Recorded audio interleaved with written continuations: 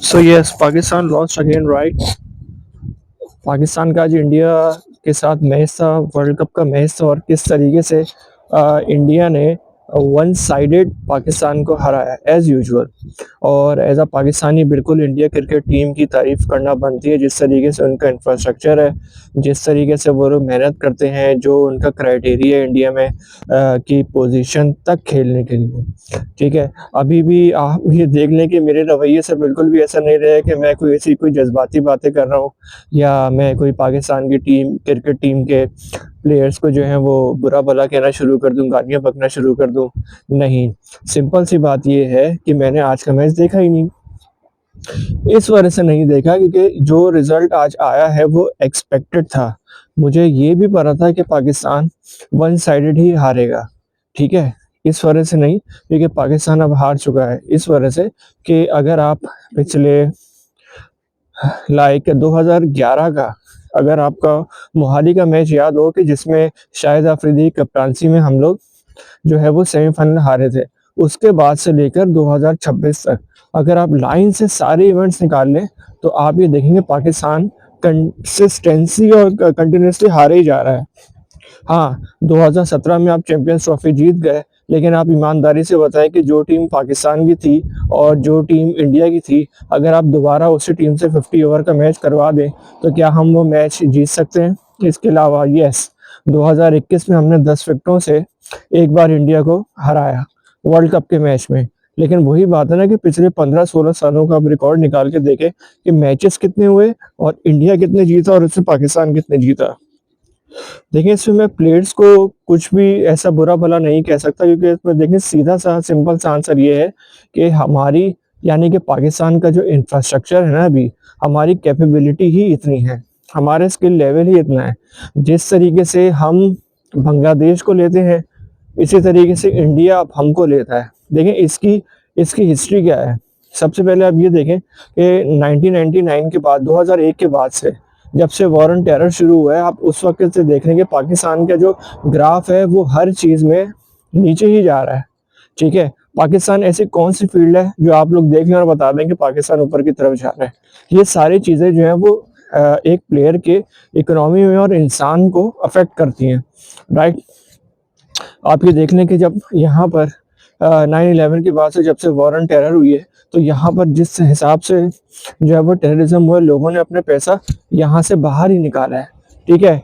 उसकी वजह से जॉब्स गई, इन्फ्लेशन हुई, मुल्क के हालात ख़राब हुए, क्राइम रेट बढ़ा। तो जो आपकी जो एजेंसियाँ हैं, जो आपके इदारे हैं, जो पैसे इंसानों पर लगाने थे, वो सारे तो आपने वॉर ऑन टेरर के ऊपर लगा दिए। जबकि इसके पैरेलल अगर आप देखें तो इंडिया में ऐसा नहीं हो रहा था ना। इंडिया में तो चारों तरफ जो उसका बॉर्डर है, वहाँ तो जो है वो सिर्फ़ और सिर्फ़ अमन ही है। देखिए इन चीज़ों से बहुत फ़र्क पड़ता है। शुरू में देखिए इसी निज़ाम ने मोहम्मद यूसुफ को प्रोड्यूस किया, इंज़माम को प्रोड्यूस किया, वसीम अकरम को प्रोड्यूस किया, वक़ार यूनिस और इस तरीके से जितने भी हमारे प्लेयर्स थे, ठीक है? लेकिन फिर वही बात है, आप एक बार ये बात नोट करें कि 2007 के बाद से जब इंडिया ने अपना पहला आईपीएल लॉन्च किया 2008 में, जो लोग अभी अपने 30s में है, लेट 20s में, 40s में, उनको ये अच्छी तरीके से बात पता होगी कि जब इंडिया ने अपना आईपीएल लॉन्च किया, तो पहले एडिशन में तो पाकिस्तान के उसमें प्लेयर्स थे, ठीक है? लेकिन जब अगले एडिशन से पाकिस्तान के प्लेयर्स को वहाँ से निकाला गया, तो हर किसी ने यही बात शुरू कर दी कि आईपीएल जो फिक्स होता है, आईपीएल जो वो स्क्रिप्टेड होता है, आईपीएल में जो भट्टा विकेटें होती हैं, आईपीएल में सीधी-सीधी विकेटें होती हैं, ठीक है? ऐसा ही होगा। ठीक है, लेकिन आप उसमें ये बात देखें कि उन्हीं विकेटों में इंडिया के जितने भी प्लेयर्स हैं वो खेल-खेल के किस हिसाब से वो ट्रेन हो गए, ठीक है? अगर आपका ये वर्ज़न है कि भाई वहाँ तो फिक्सिंग होती है, सही है, वहाँ सीधी-सीधी विकेटें होती हैं, हर मैच में 250, 200, सवा 200 रन बन रहे होते हैं, ये कौन सी क्रिकेट है, ये तो एंटरटेनमेंट है, कुछ भी है।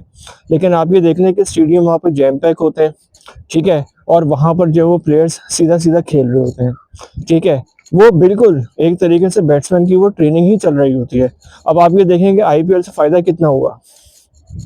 फर्स्ट ऑफ ऑल तो जब एक तो उन्होंने अपने स्टेडियम्स को रेनोवेट किया, उनका हर स्टेडियम तकरीबन 80,000 से 1 लाख, सवा लाख और जो सबसे उनका बड़ा स्टेडियम है 1.5 लाख, वहाँ पर अपने वो फैंस को जो है वो अकोमोडेट कर सकते हैं। ठीक है। अब उनके अंदर क्या एक्सपीरियंस आया, चाहे वो 16 साल का प्लेयर खेल रहा है या 30 साल का प्लेयर खेल रहा है, उनके अंदर क्या एक्सपीरियंस आया खेल खेल के कि उनको एक लार्ज नंबर ऑफ क्राउड को फेस करना आया, उनके सामने उनको शॉट्स खेलने हैं। इसके अलावा जब हर मैच में उनको 2-2 का टारगेट मिल रहा है, तो वो लोग क्या यूज टू हो गए कि उनको 200 अब चेस करना है। उनका माइंडसेट ही ऐसा बन गया कि उनको हर मैच में 200 चेस करना है। ठीक है, उनकी मेंटेलिटी ऐसी बन गई जिसकी वजह से उनका जो इनर जो कॉन्फिडेंस है वो वहां पर वो लोग बहुत जो स्ट्रांग हो गए, वहाँ वो लोग भी स्ट्रांग हो गए। ठीक है, फिर एक तो इंडिया की आबादी अगर 1.5 अरब है, तो उनका सिलेक्शन ऑफ पूल, उनका उनका पूल बहुत बड़ा है। ठीक है, यहाँ से जब उनके पास जो है वो हर अपने प्लेयर का उनके पास एक बैकअप मौजूद है, जिसकी वजह से उनका एक प्लेयर इंजर्ड होता है, दूसरा आ जाता है, दूसरा आ जाता है, तीसरा आ जाता है। ठीक है, तो इस चीज़ ने इंडिया को जो है बहुत फ़ायदा दिया। जबकि आप ये पैरेलल में देख लें, अगर पाकिस्तान में तो पीएसएल आया 2015 में आया। पीएसएल के अलावा बता दें कि पाकिस्तान के पास जो है वो लोकल लेवल पे ऐसी कौन सी लीग है, ऐसा कौन सा डोमेस्टिक टूर्नामेंट हो रहा है जहाँ से आप फिल्टर आउट करके अपने प्लेयर्स को यहाँ से निकाल सकते हैं। अब इंडिया में प्लेयर्स को पता है कि अगर वो नेशनल टीम में नहीं होगा तो वो डोमेस्टिक में चला जाएगा, वहाँ से वो पैसे कमा लेगा, वहाँ से वो प्रमोट होगा तो वो आईपीएल में चला जाएगा, या जो उनकी रांची ट्रॉफी और जो भी उनके मुख्तलिफ जो उनके डिपार्टमेंट्स और गेम्स है। ऑन द अदर हैंड मुझे अब ये बता दें कि पाकिस्तान के पास ऐसी कौन सी लीग कंसिस्टेंटली हो रही है जिसकी वजह से हमारे जो प्लेयर्स हैं वो पैसे कमा सकते हैं। ठीक है, जाहिर सी बात है, अब हर कोई अगर क्रिकेट खेल रहा है तो अपना फाइनेंशियल फ्रीडम भी तो दिखेगा ना। तो ये वो इनसिक्योरिटी है जो कि पाकिस्तान के प्लेयर्स के अंदर और पाकिस्तानी क्रिकेट बोर्ड के अंदर मौजूद होती है। फिर वो इंफ्रास्ट्रक्चर, फिर वो क्राउड, और ये बात कहते हैं कि इंडिया के मीडिया के ऊपर की वजह से इंडिया के प्लेयर्स के ऊपर बहुत प्रेशर होता है। मैं बिल्कुल इस बात को नहीं मानता। प्रेशर जो है वो अब उनका मीडिया का जितना भी प्रेशर है, एक तो वो पाकिस्तानी प्लेयर्स के ऊपर होता है। ठीक है, और फिर वो पाकिस्तान के मीडिया का जो प्रेशर होता है वो अलग अपने प्लेयर्स के ऊपर होता है। ठीक है, तो ये वो सारी वजूहत है जिनकी वजह से इंडिया की क्रिकेट ने स्लोली एंड ग्रेजुअली हमेशा जो है वो अपर साइड इसका ट्रेंड किया है। आज आप देख लें कि इंडिया के आसपास ऐसी कौन सी टीम है कि जो इंडिया को टक्कर दे सकती है। हाँ, इस वर्ल्ड कप में मैं तो इंडिया को फाइनल में देख रहा हूँ, और मोस्ट प्रोबेबली मुझे ऐसा लग रहा है कि वेस्ट इंडीज होगी, वेस्ट इंडीज वर्सेस इंडिया ही फाइनल होगा। क्योंकि जिस तरीके से इंडिया पिछले 4 से 5 साल से डोमिनेट कर रहा है क्रिकेट को, इसके अलावा शायद ही कोई दूसरी टीम इस तरीके से डोमिनेट कर रही है। ऑन दी अदर हैंड आप ईमानदारी से आप देख लें और खुद आप फैसला कर लें कि पाकिस्तानी क्रिकेट टीम के प्लेयर्स को जब आप देखते हैं और जब वो इंडिया के क्रिकेट प्लेयर्स के सामने खड़े होते हैं, आप खुद ही बता दें कि हमारा जो फिटनेस का लेवल है वो क्या होता है और इंडिया के जो क्रिकेट प्लेयर्स हैं उनका फिटनेस लेवल क्या होता है। ठीक है, आप हमारे लड़कों की हाइट देख लें, उनकी आप जिसामत देख लें।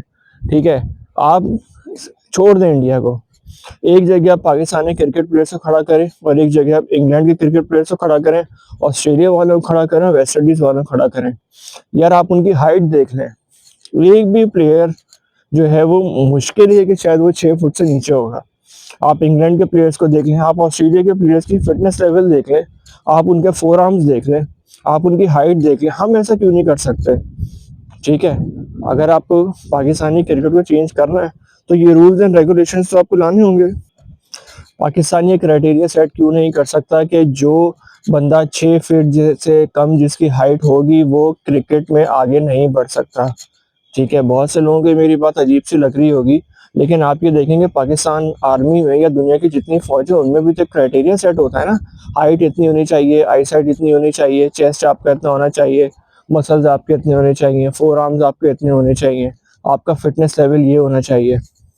तो जब आपकी फौज एक क्राइटेरिया सेट कर सकती है तो क्रिकेट में क्राइटेरिया सेट क्यों नहीं हो सकता? सही है, आपको यकीन नहीं हो रहा, आप खुद ही पाकिस्तान के जो जितने भी आपके प्लेयर्स हैं आप उनको एक जगह खड़ा कर लें और आप ऑस्ट्रेलिया, वेस्ट इंडीज, इंग्लैंड वालों का भी जगह खड़ा करें, आपसे उनकी हाइट आपस में मैच कर लें। फिर आप सिर्फ एक चीज़ नोट कर लें, आप ज़रा एक चीज़ नोट कीजिएगा, आज हमारे जितने भी क्रिकेट प्लेयर्स हैं, आज का मैच हो या पुराने जितने भी मैचेस हों, आप ज़रा देख लीजिए कि हमारे जितने भी क्रिकेट प्लेयर्स होते हैं ना, वो सब जो है वो फुल आस्तीन में होते हैं। ठीक है, फुल आस्तीन में क्यों होते हैं? कि जाहिर सी बात है उनके ना कोई फोर आर्म्स है, ना उनके कोई मसल्स हैं। ठीक है, ना उनका कोई फिटनेस लेवल है, जबकि आप अपनी अपोजिशन आप देख लें, आप ज़रा आज के मैच में इंडिया के प्लेयर्स को आप ज़रा देख लीजिएगा, ठीक है? आधी से ज़्यादा टीम उनकी जो है वो हाफ सीज़ में होती है। हार्दिक पांड्या को आप देख लें, सूर्य कुमार को आप देख लें, ठीक है? उनके विकेट कीपर को आप देख लें, ठीक है? और हमारे प्लेयर्स को देख लें। कल को अगर आईसीसी अलाउ कर देना कि सलवार कमीज़ अलाउ है, आप यकीन करें मुझे तो ऐसा लगता है कि हमारी पूरी टीम जो है वो खुशी-खुशी सलवार कमीज़ पहनकर भी मैच खेलने आ जाएगी। इंडिया और पाकिस्तान के प्लेयर्स को भी चलें आप छोड़ दें, आप इंग्लैंड के प्लेयर्स को देख लें, ऑस्ट्रेलिया के प्लेयर्स को देख लें, वेस्ट इंडीज़ के प्लेयर्स को आप देख लें, यार उनके उनके मैसिव उनके जो है वो मसल्स हैं, पता लगता है कि वो फिटनेस पे जो है वो दिन-रात काम करते हैं। और हमारे वाले आप देख लें, कहाँ वो जो है वो उनके जो कोई मसल्स नज़र आते हैं। बाबर आज़म को देख लें, फुल आस्तीन, सही है, सलमान अली आगा, फुल आस्तीन। या तो ये डरते हैं कि कहीं इनको डाइव मारना पड़ गई, इनको छलांगें लगानी पड़ गई, तो इनके जो है वो हाथ-पाँव छिल जाएँगे, घुटने इनके छिल जाएँगे, रंग इनका कहीं काला हो जाएगा। तो इस वजह से जो है वो लोग फुल आस्तीन में आते हैं। तो ये तो आपका क्राइटेरिया है।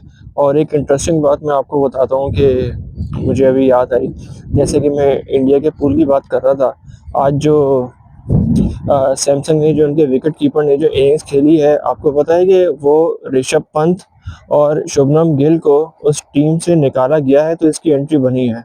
और ये डिसीजन लिया था गौतम गंभीर ने। अब ज़ाहिर-सी बात है, अगर आप कोई किसी लेमैन से पूछे तो वो यही बोलेगा कि शुभमन गिल ज़्यादा बड़ा प्लेयर और अच्छा प्लेयर है।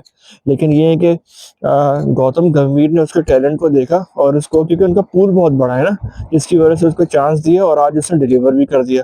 अब उसने तो शुभमन गिल को निकाल के अपनी जगह पक्की कर ली ना। तो ये है वो वजूहात जिनकी वजह से इंडिया की क्रिकेट जो है वो इतनी थ्राइव कर रही है। उनका पूल बहुत बड़ा है, जिसकी वजह से उनके पास जो है वो चॉइसेस बहुत हैं, और जिस भी चॉइस को वो टीम में लेकर आते हैं, क्योंकि उनका एक इंफ्रास्ट्रक्चर है। उस इंफ्रास्ट्रक्चर से प्रोसेस से गुजर के जब वो प्लेयर फ़िल्टर होके आता है, तो हमेशा इंटरनेशनल टीम में आके वो डिलीवर भी करता है, और वो आज आपने आज के मैच में देख लिया। और ये अभी ऐसे ख़त्म भी नहीं होगा। आप जो है वो पिछले 10, 12, 15 साल से आप हार रहे हैं। अगर यही आपका क्राइटेरिया रहा तो अगले 10, 12, 15 साल आप हारते भी रहेंगे। यही वजह है जिसकी वजह से मैंने तो भाई बहुत पहले क्रिकेट देखना छोड़ दी थी। ना क्रिकेट देखो, ना यहाँ पर जो है वो आपका ब्लड प्रेशर हाई हो, ठीक है? ना आपको गुस्सा है, ना आप किसी के ऊपर गालियाँ निकालो। सीधा-सीधा है, हम तो भाई अब मुल्क से बाहर हैं, क्रिकेट छोड़ो, आइस हॉकी देखो, बास्केटबॉल देखो, दूसरे स्पोर्ट्स देखो जिस पे आपकी टीम ही नहीं है, ठीक है?